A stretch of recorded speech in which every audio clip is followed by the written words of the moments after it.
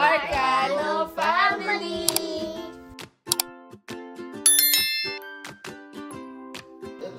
Hi everyone! Today ay first time ni Zeki na magsusolid food. So, ang unang i-introduce namin sa kanya ay mashed potato. Yan, ready na siya. Bagong ligo pa siya.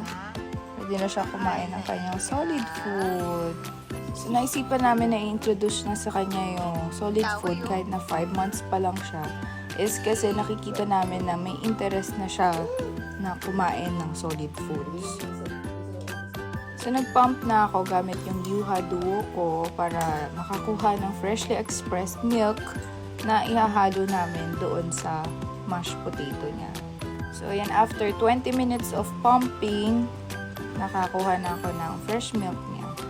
Then, minix ko na to dun sa mashed potato. Yan, I'm making sure na walang masyadong buo-buo dun sa mashed potato niya. Ready na yung food ni Zeki. So, let's go. Ayan, ready na siya sa kanyang high chair. Ito try na natin yung kanyang mashed potato with breast milk. Yun. Ayan, ang likot-likot ng kamay niya. Pilit niyang hinahatak yung bowl.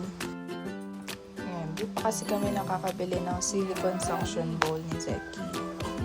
So, yung timpla ng mashed potato niya is isang kutsara lang. Then, yung breast milk is kayo na bahalang magtansya kung gaano karami ilalagay niyo. Grabe, 5 months pa lang siya pero yung kamay niya napakalikot na. Bobby.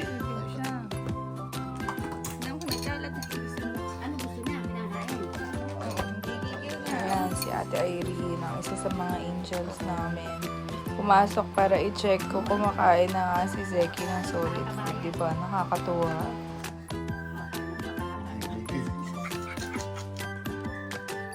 Tapos, ang gusto niya dyan, sunod-sunod pa yung subo. O, tingnan nyo naman kung paano siya manggigil. Kain ka na ng rice, Bobby. Tignan mo si Zeki, anak. Tignan mo si Zeki, tika.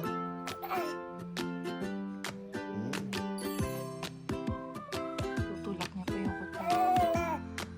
Sarap. Gusto niya yung mashed potato niya with fresh breast milk.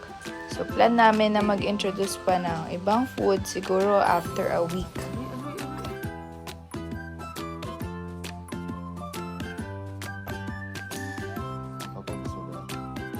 So, ayun na nga, naubos na niya yung isang kutsarang mashed potato.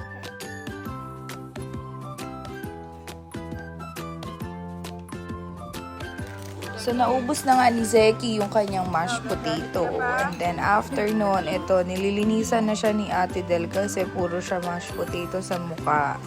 Nagagalit siya kasi gusto niya po ng mashed potato. That's it for today. Bye! Thanks for watching. Don't forget to like and subscribe and click the bell button for more videos.